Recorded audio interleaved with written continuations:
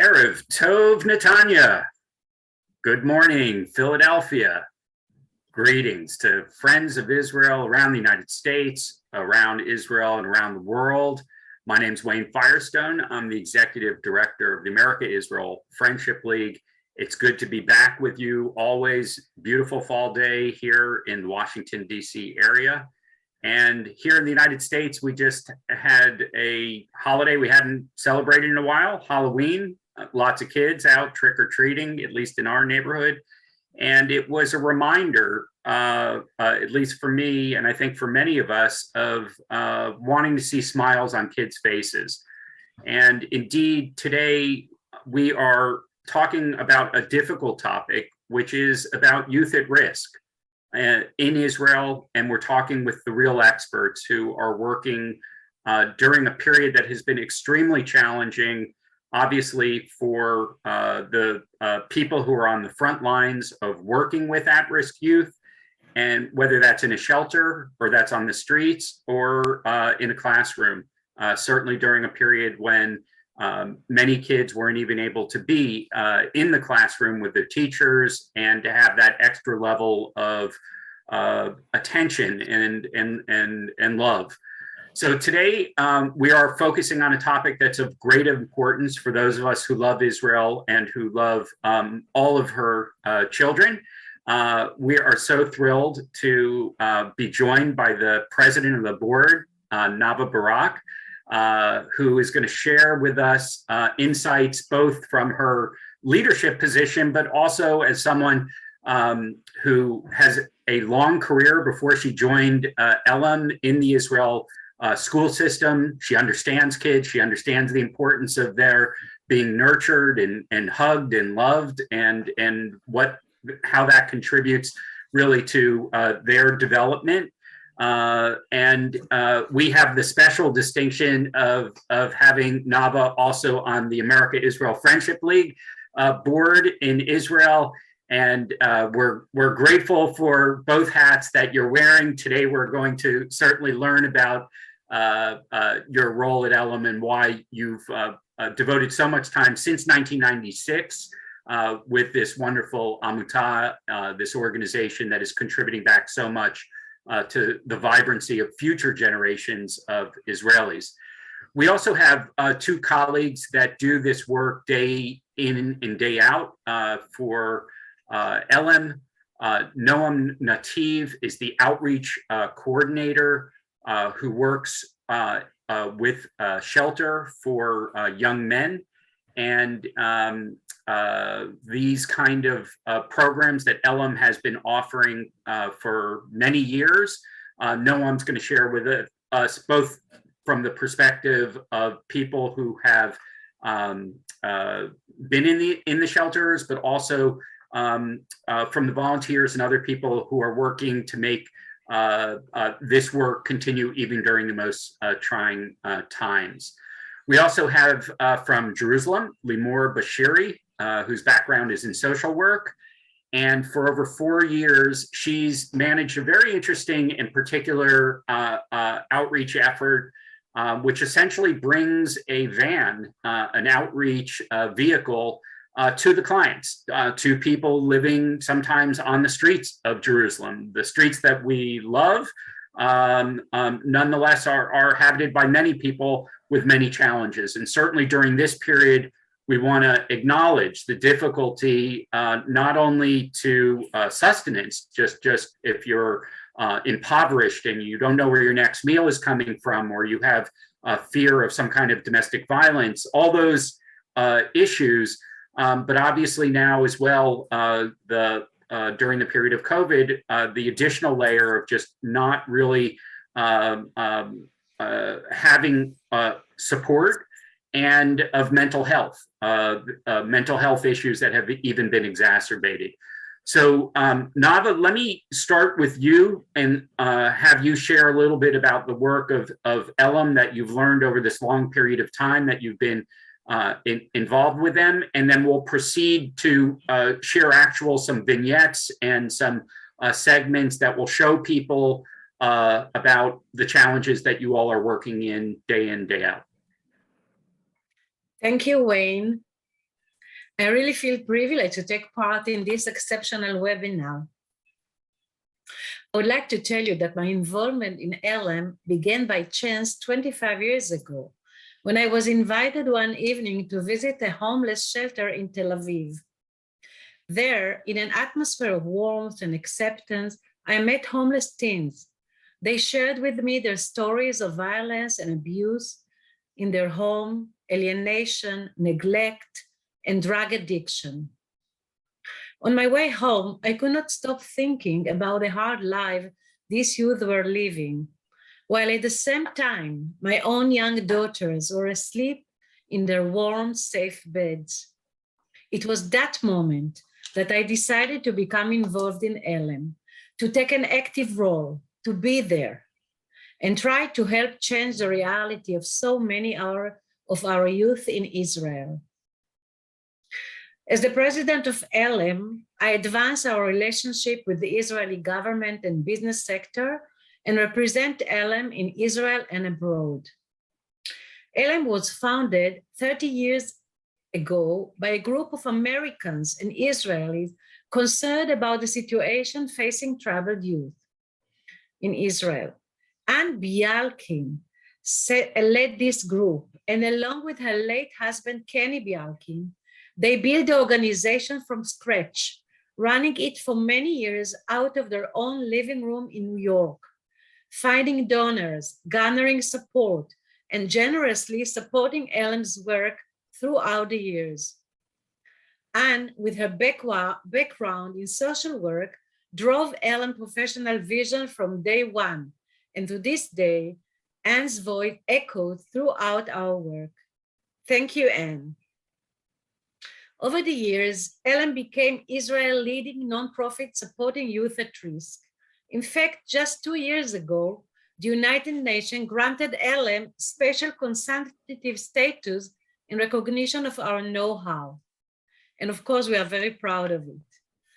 With 80 programs nationwide, we see the entire spectrum of risk. ELEM meets teens and young adults from all sectors of Israeli society, from Jewish and Arab communities, from immigrant and veteran Israeli communities, from secular, religious, and ultra-Orthodox communities. And in all these communities, we see youth who struggle to deal with unstable homes, with depression, eating disorders, self-harm, and suicidality. We see them turn to alcohol, drugs, criminal behavior, and sexual exploitation. They yearn for someone, anyone, who will reach out to them and pull them to a safe place, someone who will be there for them.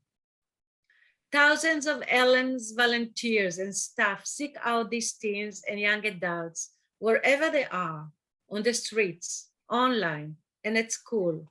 They build their trust, they provide them a roof over their heads, and become the stable figures in their lives.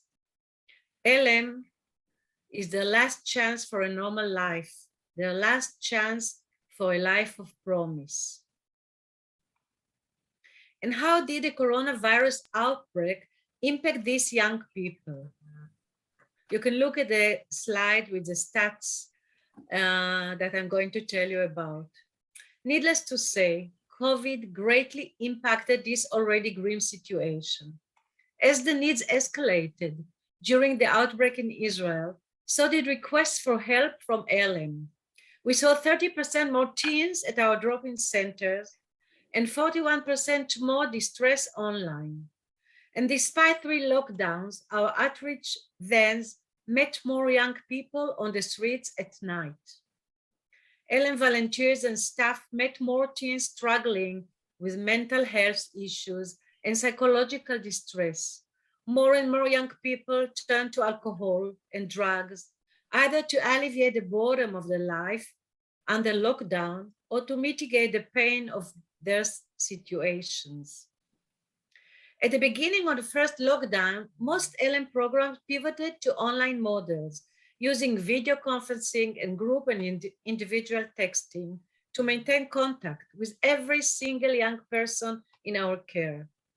As Israel has moved through 3 lockdowns and ever-changing universe of regulations, ELEM has continued to operate in hybrid online face-to-face model that suited the current situation. The already unstable home environments of many of ELEM young people grew more volatile because of aggravated financial hardships and prolonged periods of confinement. As a result, we have witnessed increased levels of loneliness, self-harm, worsening poverty, and domestic violence. And now I'd like to share with you a story one of our field workers in northern Israel shared with me. She was in touch during lockdown with a teen girl who was having a very hard time at home facing domestic violence. They were in frequent contact by phone and by Zoom. One day, our staff member called to check in. The girl said she was really suffering from anxiety and depression, but the staff worker managed to calm her fears over the phone. But a short time later, however, the girl called back and told the staff member that she had taken a large dose of pills and she was a very grave danger. Our staff member rushed to the girl home, rushed her to the hospital. She stayed there with her through her emergency medical treatment and until the girl was out of danger. ELEM literally saved that girl's life. And this was not the only time. We intervened at the last moment. Now, let's hear straight from Petya, who came to ELEM as a very troubled teen. Let's watch the video together.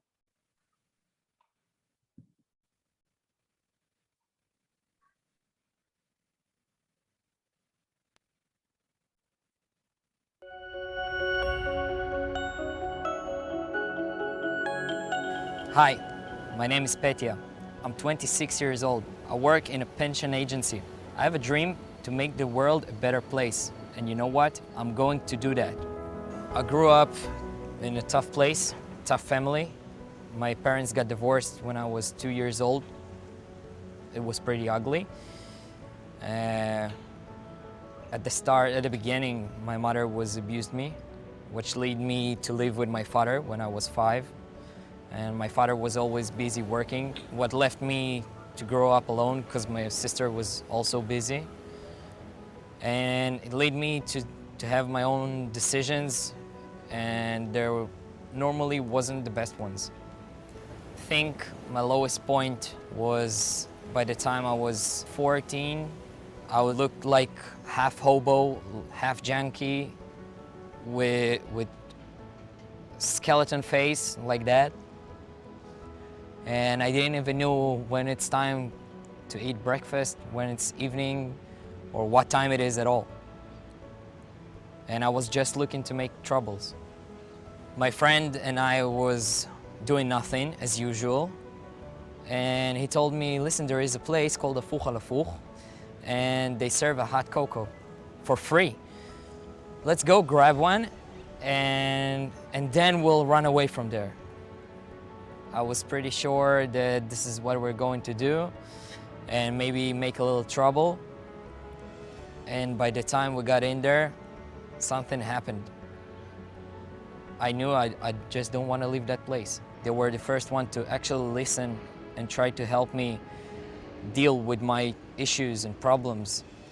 They helped me get to a rehab, stop using drugs, stop wasting my time outside. I think it was the education that they gave me along the years. I just needed somebody to grab me in two hands and show me the right way. My mentor was, at the time, a volunteer herself at the center. She was a student, and first time she saw me, she was shocked. She didn't know how to deal with me. אני חושבת שלמדתי להכיר אותו. זה היה שם משהו מאוד חזק בלהרוויח את האמון שלך. כאילו, הבנתי ששם אני צריכה לעבוד חזק, כדי שהוא יאמין בי, יאמין לי, לנו, בקשר הזה, ומה שזה יכול אולי לתת. אני על סף להזיל דמעה, אני אף פעם לא חשבתי, קודם כל לא ידעתי שאני הייתי המפגש הראשון שלך עם הנוער בסיכון, אני מצטער על זה באמת. היו צריכים להביא לך מישהו קל יותר. אבל... ממש לא. אני לא יודע אם את יודעת, כאילו, את תמיד תומכת, את תמיד נותנת עצה כשצריך, את תמיד מקשיבה כשצריך, וזה וואי. אבל זה לא מובן מאליו שלקחת ונתת צ'אנס. זה...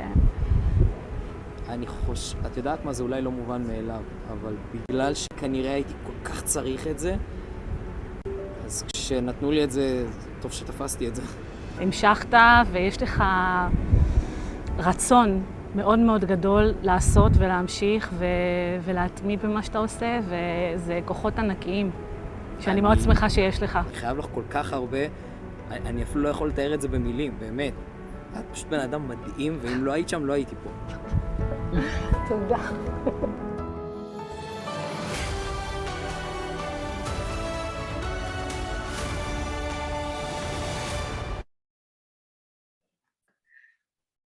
Oh, this story is truly inspiring. Thank you, Petya, so much. I would like to introduce Noam. Noam Nativ is an art therapist and street outreach coordinator at ELEM shelter for young men facing homelessness. Before joining ELEM, Noam worked in a residential recovery program after psychiatric hospitalization. Noam, could you tell us what was it like to be a homeless young person in Israel during the coronavirus outbreak? I think I'll start with what is the experience of being homeless as a whole, and then I'll reduce it to the coronavirus. Because I think the experience of being homeless is, first of all, it's loneliness and hunger, and no lifeline, no one to talk to. You're just a ghost in the street. No one even looks at them. Everyone just walks by. The hunger is for food, which is a basic human need for any human being. It's hunger for attention. It's hunger to be seen. And then the COVID came and made, I think, everything even worse. First of all, there was a raise in homelessness. Even the young men who were starting to get better, that were in our shelter and then found a place to be, who worked and slept in many of the hotels they worked at or their own apartments, were the first to get fired and wound up in the streets. Family violence rate was raised, as Nava said. The homes were so crowded due to the isolation, so more young people who had a home had to leave their homes with no lifeline. For the homeless young people who were already on the streets, it was even worse again. Everything they usually used to survive was gone. The restaurants were closed. There were no people on the streets, so they couldn't get money from anyone, food, drinks, even just a phone call to call us to see if we have a bed or not. All the shelters, even if they would call, all the shelters were full to capacity, including ours. So the most homeless youth had no place to be, and more were left out on the streets. Even the few places they could go to take a shower, change of clothes, something to eat, were all closed. So what did we do? And we still do. We started in the corona and we saw that it works. And the shelters are still very full. So we continued. So all the doors were closed to them. So we opened a new one. We came out to the streets. We changed our usual tour that was locating primarily. And we brought the shelter to them. We met each and every one who was left out where they were. They didn't, and they still don't have to come to us. We come to them with everything they need. So that all the young people who were not able to be in closed spaces, some of them are too addicted and they have a really bad feeling in closed spaces, or they don't have a roof over their heads because of the shelters that's so full. Will have the basic things they deserve as human beings and things they need, so they will be less likely to get infected with the coronavirus. They can't stay home or wash their hands every 5 minutes. So how did we do that? First of all, we made flyers and posters in 3 languages. There are many people on the streets, not all of them speak fluent Hebrew, not all of them can even read Hebrew, so we had to use many languages. Those flyers were suitable for the homeless on what is the coronavirus. They couldn't see it anywhere. They don't have phones, TVs or anything like that. So they need to know, first of all, what is it and how to not get infected. As I said, they can't stay home or wash their hands. They're outside, keep meeting every person that maybe could be infected. So after that, because everything gets lost while you're in the streets or they get robbed, we made small bags with our phone numbers on it. They could always reach us, because even when we write in a small piece of paper, it usually gets lost or they use it for something else. In the bags, they have everything they need, from masks to food, to soap, to clothes. And each time we meet them or find them, sometimes we have to find them, we keep putting more stuff in those bags. So they always have something they can walk with, and not just with a few like small bags or a cart, which they usually take along with them. We had to change. We had to change and adapt to the times. I have to say, there's still loads of homeless youth in the streets. The shelters are still full. We keep meeting all of them. We keep giving out bags. We talk to them. We listen to their hardships and stay connected when every line has been pulled under them.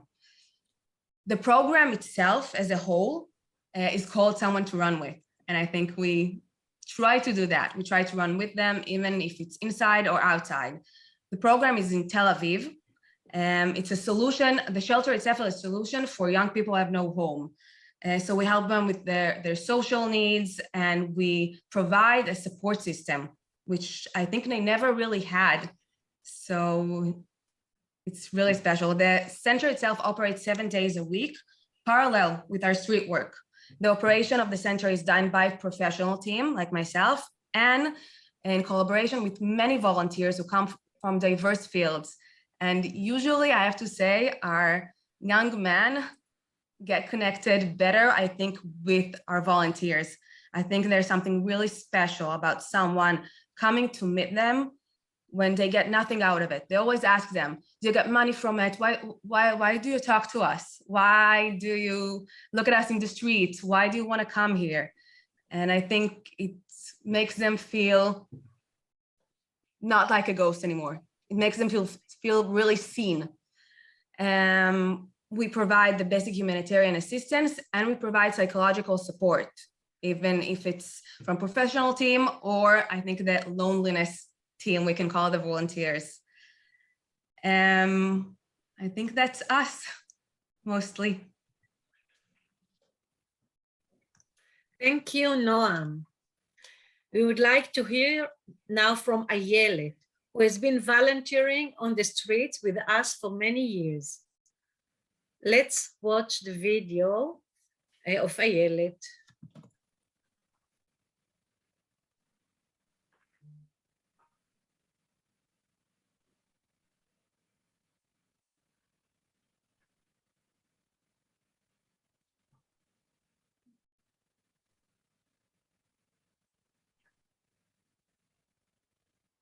We're working on bringing, there we go.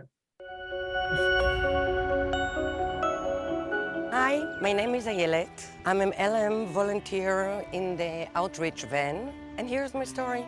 I've been working in the US with the top tier in lifestyle projects, hotel and spa. Most of my time I spend in Palm Beach, and before that I was also in the luxury market in Israel.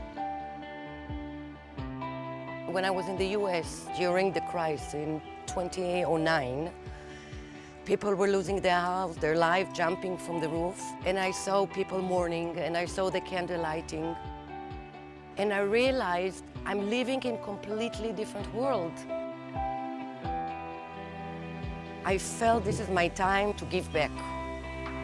I didn't know how I want to do it. And then I realized I wanted to do it out in the street. ELEM van, it's our baby.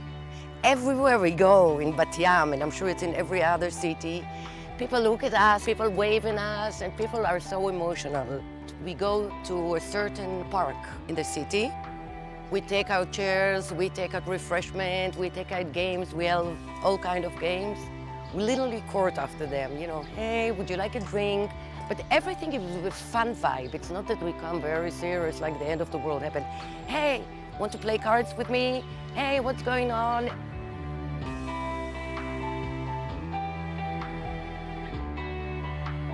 And we come with really, really special vibe. And then actually we start talking. The way to save lives is actually to listen, to see them, to hear them. We hear them, and then they share stories. And suddenly they open up and they tell us things. And we hear, things that you can't imagine.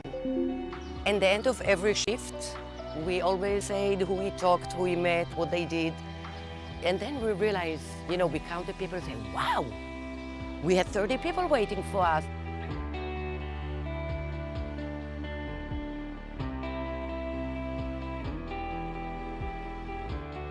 When we do something and we hit, we didn't just play cards and fool around, like sometimes we do because it's fun, we come for fun.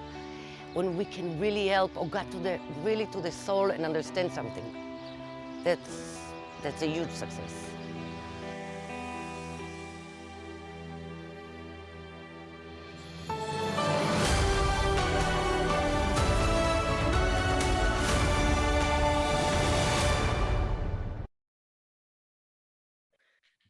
Yes, that was a short glimpse into what the streets look like through the windows of an ELEM van. I would like to introduce Limor. She is also with us today, Limor Bashiri. Limor is a social worker and has been with ELEM's outreach van in Jerusalem for 4 years and is now the manager. Prior to joining ELEM, Limor moderated groups and was involved in creating dialogue among the various sectors of Israeli society. I would like to ask Limor to tell us a little about the young people she meets on the streets in Jerusalem. Please, Limor. Thank you, Nava. Wow, what an exciting video. It's just simply amazing. I would like to talk today a little bit about what our event does and about what happened during the COVID. I'll start with just describing what do we do. So our van goes into the street at night. We go usually to the city's entertainment spot and meet youth just hanging out in the streets. We try to make a connection or earn the trust and look for ways we can help find a way back into their communities. Many of the teens we meet are alienated from the communities they will grow up in or don't have any significant adult role model. We start by providing the basic. We give them warm clothes, ramen noodles, contraception, a ride to somewhere to sleep. But most importantly, we are their safe space, the place they can talk about what they feel, no judgment, just a listening ear. Many of the times they don't tell us the real names. It's not important. The important thing is just to speak. We meet kids as young as 12, just hanging out on their own, as well as adults about to 26. Most of the youth in Jerusalem come from ultra-Orthodox families, and a lot of them prefer to spend hours in the streets rather than just go home or go to school. And we see a lot who drop out of school or they have trouble finding jobs. Maybe they've been picked up by the police or have a lot of open criminal cases. They have alcohol and drug using problems. Some have been sexually abused either at home or during stay of the streets. And also they are homeless in practice, even if officially they have a place to go. And that's what we do regularly. And then COVID came. That was awful. We patrolled the streets more than usual. At first, during the first time of the corona, there weren't so many teens and young adults on the streets. But after a few weeks, it decided to grow. Many stayed out like for nights on end, rather than just go home because their house was an even more stressful situation. We worked with various emergency accommodations services all over town to find them places to go, just to reduce the harm. We had a lot of reports, sadly, of sexual abuse. It nearly doubled over the COVID. Usually we hear about it from schools, but since kids weren't in school for months on end, they weren't telling their teachers or a guidance counselor about this kind of thing. So as a result, many abuse stories came out at the van at night. Even from teens we met just like once. We heard, I think, an average of 3 to 4 stories at night, which is a lot. And the hardest part was to getting them to trust us, to let us share this information with a parent or a teacher. And we worked very hard on that. And so they let us help them with that. I remember there was one 18-year-old girl. She used to come to the van regularly for several weeks. She looked like, I remember she was very sad and she looked pretty neglected. And slowly we built a relationship with her, and we realized she had left home due to sexual abuse. We also realized she had nowhere to go and no financial support. She told us she was considering prostitution to support herself. And that night, one of our volunteers sat with her. They had a long conversation about what that would mean for her. And then she came back a few weeks later to talk to the same volunteer. She told him that because of their conversation, she had decided to hold off on that decision and to look for another solution. And a few weeks after that, she told us that she found a residential program that she was going to study in and also do a national service. It was really inspiring and really exciting, and it's just one of the stories we hear and one of the things that happen in our event. And I want to talk about another change that we encountered during COVID. It was in drug use, mostly, also alcohol. Under normal circumstances, let's say normal time, it takes a few weeks from when a teen starts hanging out on the streets until he starts using drugs. Between boredom and freedom that came with the lack of routines, they basically turned to mind-altering substance like immediately. We saw a dramatic rise, both in numbers of things that we're using and in the frequency that we're doing it. Drug became easily accessible. You can do it over the phone, and more teens use more often. There wasn't really anything else also to do. All the entertainment venues were closed. They only had to stay at home and like look at the screen all day. And in the van, we try to talk about it, and we talk mostly about how to use it safer, about how to use, how often they were using it, how to avoid side effects, and what was pushing them into drugs in the first place. And the last thing I want to mention is, besides COVID, it was a really hard year here in Israel. We had a lot of difficult struggles in the country, and there has been a lot of, let's say, tension in Jerusalem between Jews and Arabs in the past year. And unfortunately, our teens were on the front line. There was a lot of verbal violence between youth on the streets, and even some were afraid even to go out at some time. There were a lot of riots. We tried during those riots to talk about reconciliation and calm matters down. It was, for us, important to reduce the harm that tension caused these kids who are already very vulnerable. I'd like to tell one story that I remember for this time. It was for a few weeks. And then one of the riots, there was a demonstration at a major junction in downtown Jerusalem. Teens just blocked the road, so cars and trains couldn't move, and it became very violent. We were there because that was just one of the spots we set up camp in usually. The police brought on like a water cannon to disperse the riots, and the teens just ran and they hid behind our van. That was the only thing stopping the water cannon. And it was so scary for them and for us, the situation. And then once the riot dispersed, the police just left because they finished their job. And we stayed on the streets with our kids. They were very upset and scared by the situation. And we helped calm them down, made sure they had somewhere safe to go. It was kind of triage. Some of them were soaking wet, and we helped them change into spare clothes, help them to find a place to stay at the night, whatever we could do.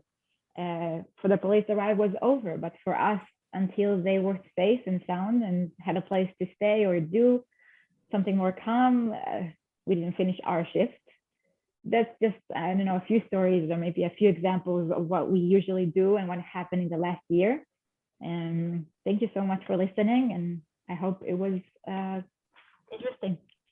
Oh, it's more than interesting. And, you know, at the same time, as I was listening to the videos and your explanations about working with the youth, at times it just brings a smile to your face because you actually see humanity connecting. You see people doing the right thing under difficult circumstances, seeing someone as, you know, a person of value and how that could change the entire trajectory of their lives.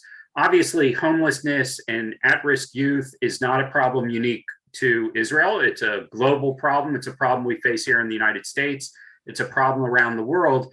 But as I was listening to your comments and looking at the vignettes, there was something very Israeli about how you've approached this challenge. And I was very taken, even in the little clip with Petya, that the name of the clinic or the location that the kids are going to, Afuch ala Fuch.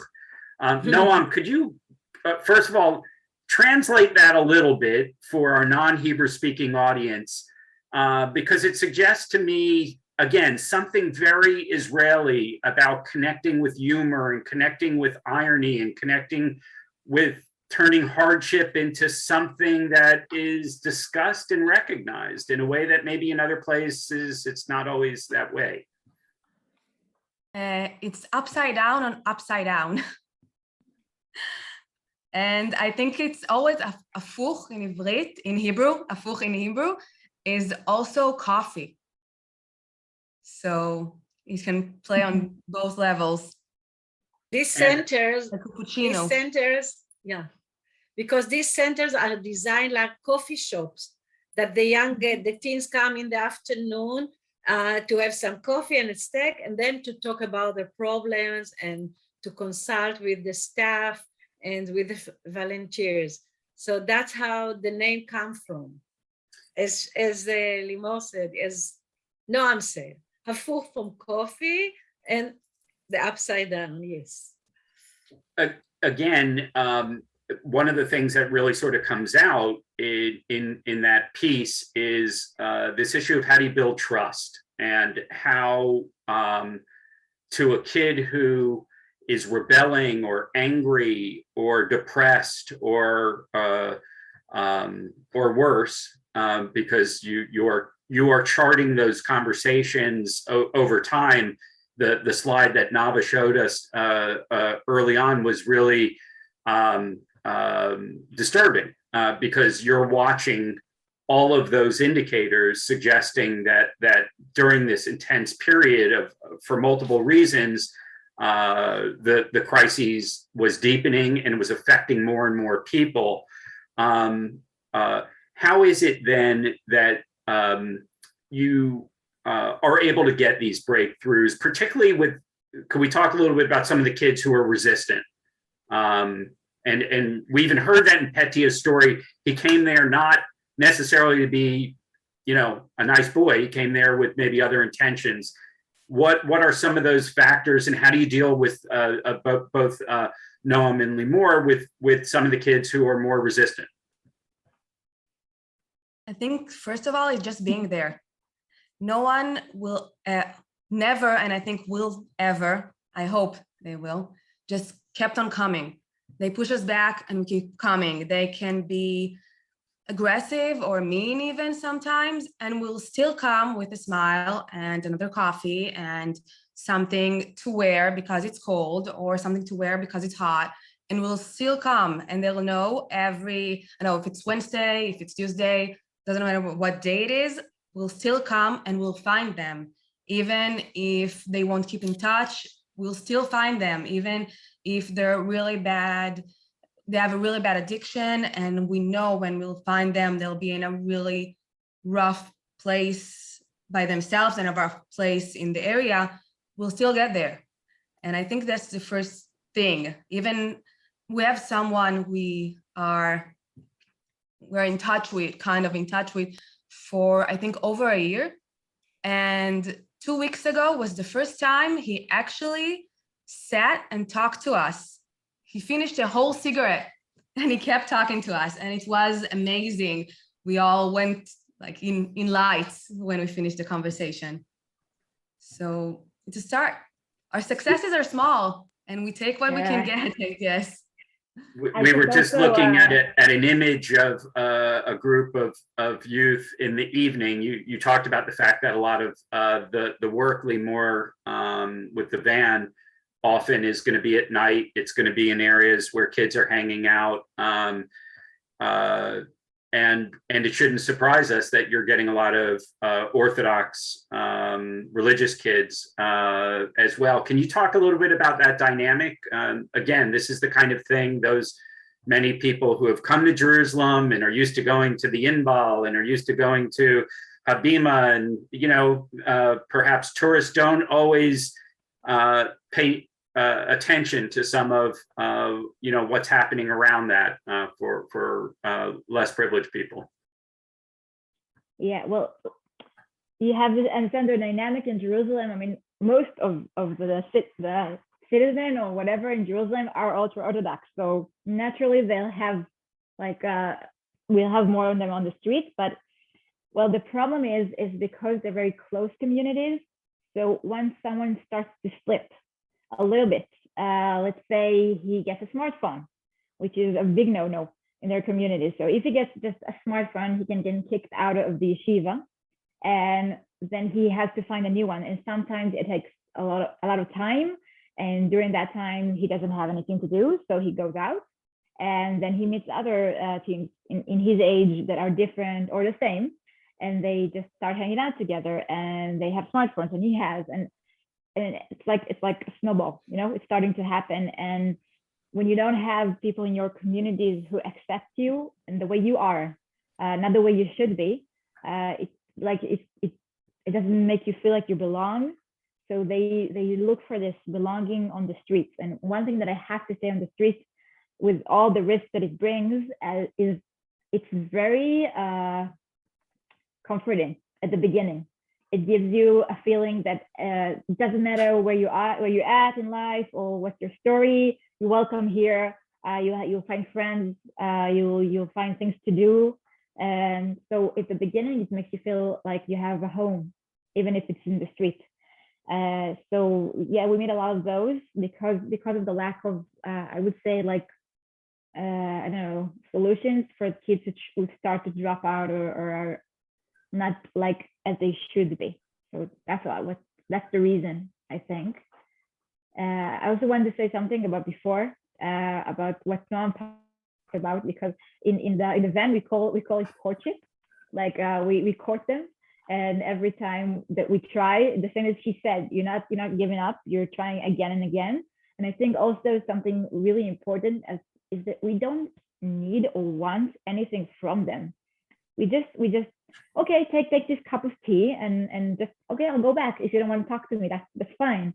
We're not trying to do anything. And it's very important, because I feel for these teens, they look at grown-ups and they're like, he probably wants something from me. Like he wants to bring me into an institution or something, and just like finding a grown-up who's just there and he doesn't want anything, and that's really amazing. I mean, I remember I had an interview with someone who wanted to volunteer in my van, and he was when he was 10, he was on the street, and he told me that he was there for about 2 years, and he didn't talk to anyone on the van.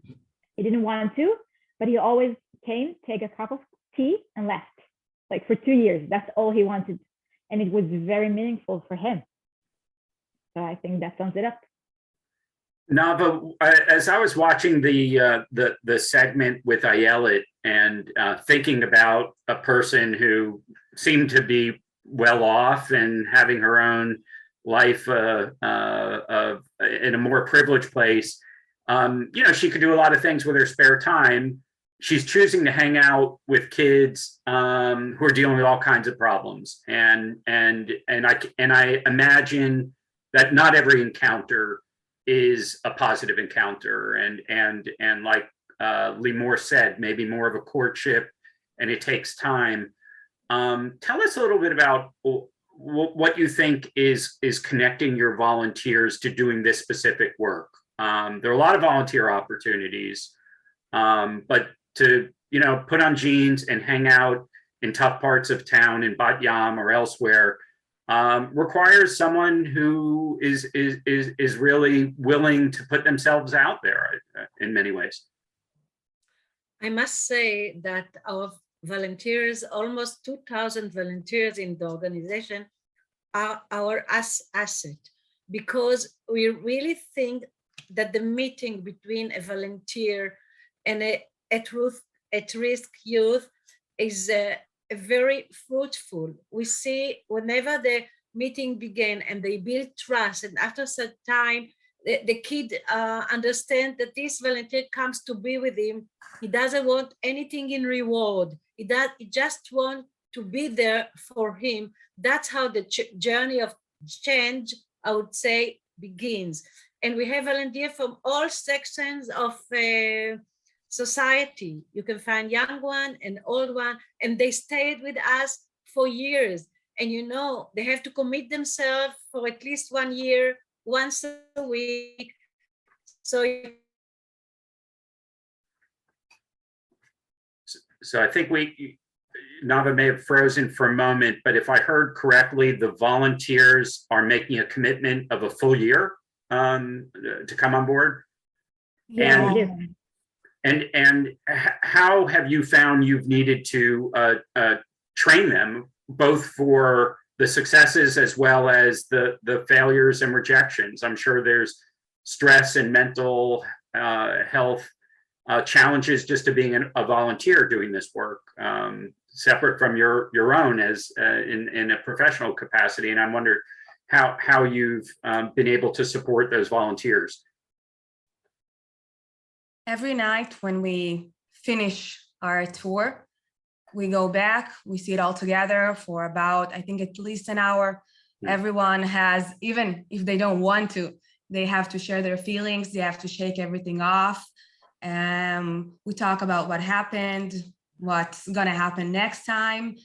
And I think mostly it's really difficult, I think, for all of us. And it's still difficult to me even when we leave them outside, when it's raining, when it's like really bad conditions, and we go back to our beds, to our homes. And I think the fact that we all can talk about it and actually know that it's okay that we feel that way. And I think that really helps. Also, I think it requires certain people who are able to see success in just small things, to be able to see the journey and to, like, we have the same conversation when we finish our shift, and you can hear the volunteers talking, well, we had a tough conversation, but at least he opened up about his feelings, or at least he knows I'm there, or maybe next time. So they're people who are really, they have this amazing view on journey and on life. So let's talk about the current period that we're still in. COVID's not behind us, and on the one hand, on the other hand, people are going out more, and I don't know if things are still beginning to open up a little bit more, that it's attracting more people to be out of their house after this period, and that's one of the consequences of people feeling like they don't want to go back in some respects. What do you see as the biggest challenges that you're now confronting in this period, where there's ups and downs? It's not complete quarantine on the one hand, people are out there, but you still are going to have to continue to be safe for yourselves and your volunteers. And at the same time, more and more people are out there, and in some cases getting exposed and getting COVID. I think that what we meet a lot, it's not like everything is open now and the vaccination, everything, so we don't feel it in that way. But I feel it a lot with schools. We meet, like, I think about a quarter of the teens that we know, they didn't go back to school. They lost a lot of time during this year, and it's all such a big mess. And even if the beginning of this school year, there was like, they go to school, not go, a lot of like, they had to do a lot of checks. And for our teams, it's like almost impossible to learn. And they're already in the second year of this situation. So it's really hard. A lot of them are like skipping so many of school. It's really hard. Sure. Yeah. And Noam, what do you see as the primary challenges now that you're addressing in this sort of interim phase? I think when everything's open, so it's much easier, but in the same, I can find the word actually, at the same time, all the shelters are still full. And all the people who got out because of the corona, because everything closed, because of the things I said before, are still outside and still don't have any place to be in, and are usually in huge debts that I don't think they can ever repay. It's like, I think it goes to 1 million, some of them, 1 million shekels. And I think that's the main issue. They're still on the streets and they still don't have any place to be. And because of their debts, even if they find a job, they can't get it into the bank because the bank will just take it. I don't know how to really explain it. I'm not good at money things, but it's just a really bad cycle that didn't stop yet. Nava, one of the interesting aspects of this period, looking at Israel from a global perspective, is a recognition that Israel has really done COVID right. It has achieved things on the public health front that is the envy of every country. In many respects, I see, constant references to the remarkable achievement on that front. On the other hand, when we look at an issue like at-risk youth and homelessness, et cetera, we know that there are certain things that perhaps the government, there are limitations on what the government is good at or what it can do. You've been involved with this long enough. I'm curious what you have seen about Israel's civil society and how this team of 2,000 volunteers has stepped into a place where the government, after waves and waves of absorption of immigrants and other challenges, are there certain things that you think that civil society is able to do better in partnership with municipalities and others, perhaps at the local level? Yeah, first we can see that along the year, the state is privatizing most of the services. So the civil sector is operating most of the services in Israel. But when they do it, they have some advantages for them. We are, for example, ELEM, we are in the street, we hear the voices, we can establish programs of phenomena that we meet, and we can also be the voice of the teens. And what we do, it's very important for us to have to work for social change. So we bring our ideas to the Knesset committee and to the government policymaker to speak about their problem. And when they speak about the problem, we raise the awareness to the problem. And when we raise awareness, we can also recruit and help to fund this problem.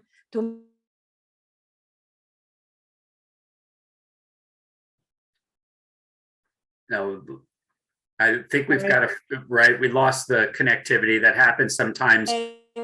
Noam and Limor, maybe you could each close us out with just one vision of something that will make this coming year feel like a success for you in the work that you're doing.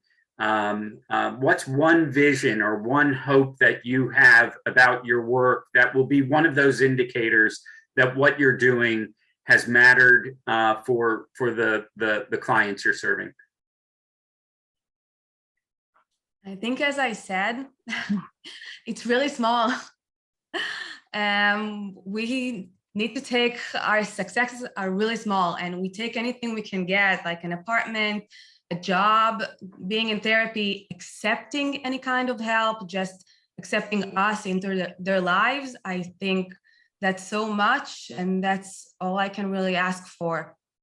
Great. And I love that what you said about the small things. I think we sometimes forget about that, what some of those gestures can mean to someone, a cup of coffee, a fuch in a real conversation with warmth, a hug for someone who's feeling lonely. Noam, what for you will be one of the signs of success for the coming year? I'm guessing you meant me. I'm sorry, yeah, no. It's okay. I think on a local level that no one would stay alone on the street, that every teen would know that he has an address and a place that he can find, I don't know, peace and maybe a place to talk. And on a national level, I would like all of the people who make the choices to listen to the streets and to what we see on the ground when they make their I don't know, programs. Yeah. Great. Nava, I'm going to give you the last word, a short word. We're up at the end of the hour. Just as you think forward for the coming year, what is your aspiration or hope for ELEM in the coming year?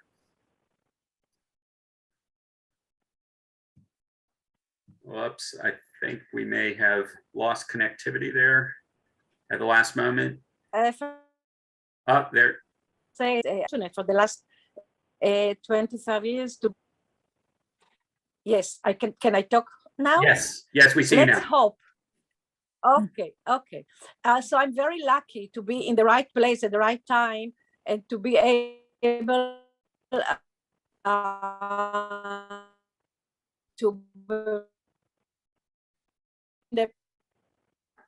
so many young youth and hope that Israel youth, people of the entire world, can live healthy lives and participate in functioning social and educational frameworks. And ELEM will still be there for them. And hopefully we won't have to share the painful kind of stories we heard today. We still have a long way to go to get there. And I would like to take this opportunity to thank the America-Israel Friendship League for everything you do to bring the Israeli-American public closer to each other and to share our success with an international audience. ELEM has been honored to participate in this amazing webinar. And thank you, Ruby and Wayne, for inviting us to take part today. Have a good evening. Thanks so much, Nava. Thanks so much, Noam and Limor. Just even looking at those closing pictures, what a testament to the sign of the times, before and after, with masks, without masks. Wonderful to see President Reuven Rivlin in a mask working with ELEM. We will be celebrating with President Rivlin and President Bush at our 50-year anniversary gala on November 17th. Those of you in New York, please come and join us. It really is going to be a special evening. For those of you on Zoom, you know we do this twice a week, and this coming weekend, this coming Sunday, we have an incredibly interesting program from the Jerusalem Botanical Gardens with something you may not have expected to see among the beautiful orchids and lilies and everything else you would see at a botanical garden. Technology, through something known as augmented reality, now allow fine arts to connect with outdoor gardens and spaces. And we are going to see an amazing production this Sunday that was global, that allowed artists from around the world to actually show their particular works in the spaces of a botanical garden, not only in Jerusalem, but in other places in Florida, in England, and around the world.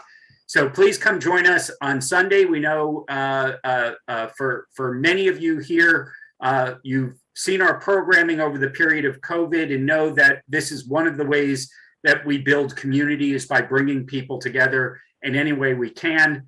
Thanks for joining us today. Everyone have a safe week. We look forward to seeing you again. Thank you so much. Thank you. Thank you. Thank you. Bye-bye.